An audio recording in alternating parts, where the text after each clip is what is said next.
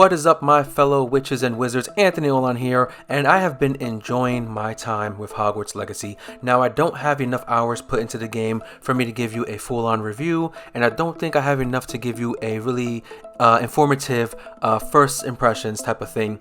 But I wanted to go over some small details that you will probably miss while playing the game, as well as a couple of small things that were not necessarily known to us throughout the promotion and the marketing of the game.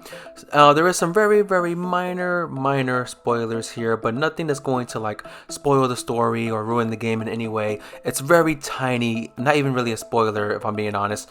But without further ado, let's just jump right into this list.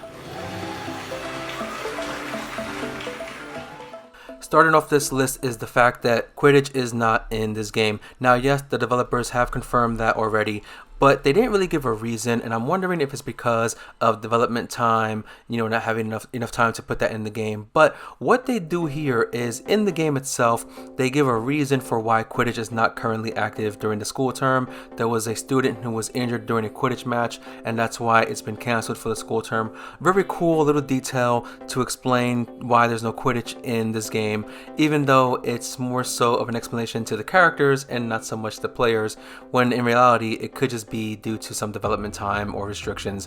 But I thought that was a really cool detail to add into the game. I'm sure you will have plenty to do before classes begin tomorrow. I said, I'm sure you all have plenty to do before classes begin tomorrow. Next up on the list, while you can't necessarily interact with all the NPCs within the environments, the world does feel a little bit alive, just like this scene here, where there's a couple of hippogriffs flying across the screen because of something that happened in the forest. Now, of course, yes, that is scripted, but there are students all over the place, people in Hogsmeade, faculty and staff all over Hogwarts, and they're interacting with each other, they're talking to each other, they're engaged in certain activities, and while you may not be able to engage with them in these activities directly, you still get a sense that this place is alive and filled with students and people who are interested in doing different activities. And I think that is pretty cool, despite of course being kind of standard for an open world game in today's time, but still something really cool that I think was pretty impressive to see in this game. Next on the list, pretty much everyone in this game will be wearing some type of robe, jacket, or a cloak or something, and when that happens, yes, the robes and the jackets will move with the wind. I don't know many games that has this feature. I know some games maybe the hair will move a bit, but not with the jacket moving with the wind. It does kind of remind me of the Batman cape in the Arkham franchise, especially when he's running and you see the cape move while he runs. But I don't recall any of those games have the cape move while you're just standing there in the wind, but you do see it here very often. Very cool detail, very cool to just see that happen in a game. Next is kind of a pretty cute detail for this game. You can pet cats. Yes, there are cats running around throughout Hogwarts and you can pet them. And that's pretty cool. Not a lot of video games allow you to do this with the animals, whether it's a dog or a cat. Not many games allow you to pet them. Now, unfortunately, sometimes they can get in the way of you trying to solve a puzzle.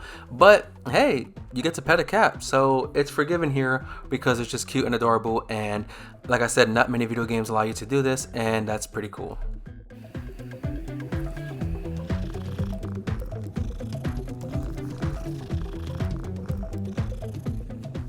Now, here is something that I found to be really freaking cool, and it was never mentioned throughout any promotion or marketing to my knowledge. If you go to the Wizarding World website, you can take a quiz to determine which of the 4 houses you should be placed in based on your answers.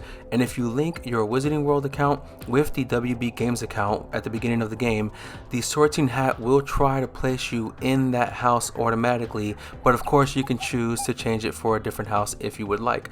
Now, of course, I did stick with Slytherin as that is my chosen house, as well as the house that I received from my Wizarding quiz. But that is not all. There's also a quiz on that website that will determine what type of wand you will have based on the material, the hair string that you use within the wand, as well as the length of your wand. And by linking your two accounts, when you go to Ollivander's to get your actual first wand, it will give you the option to have that wand in the game from your wizarding quiz. And of course you can choose to change it completely, or you can do what I did and just change the color from the gray color wand into a black wand. And that is really amazing, the way that they were able to include that feature from their website and this game, so that you can have a bit more of a personalized experience by getting sorted into your own house, as well as using your wand from your quiz.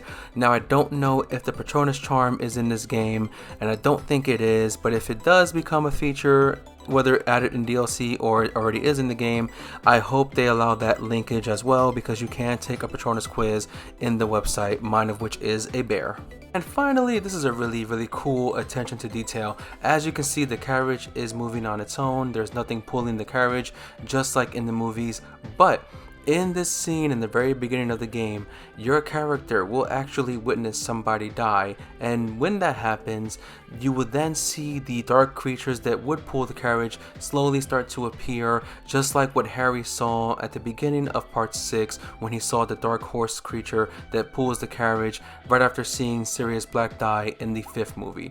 And not only that, but you will see those creatures throughout the main game, pulling the carriages throughout the area, the towns nearby, the Cogsmeade, for example. That is a really cool, small attention to detail based on the actual lore of the franchise. And I think more video games need to do this, because it's so freaking cool. And I cannot wait to see what other surprises this game has in store for us. Much can be gleaned outside of the castle walls.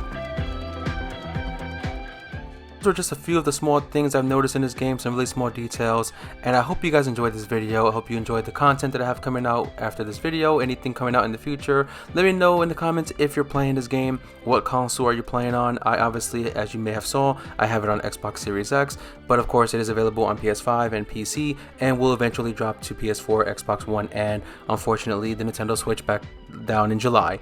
But thank you for watching. Don't forget to like, comment, and subscribe, and I'll see you guys on the next one.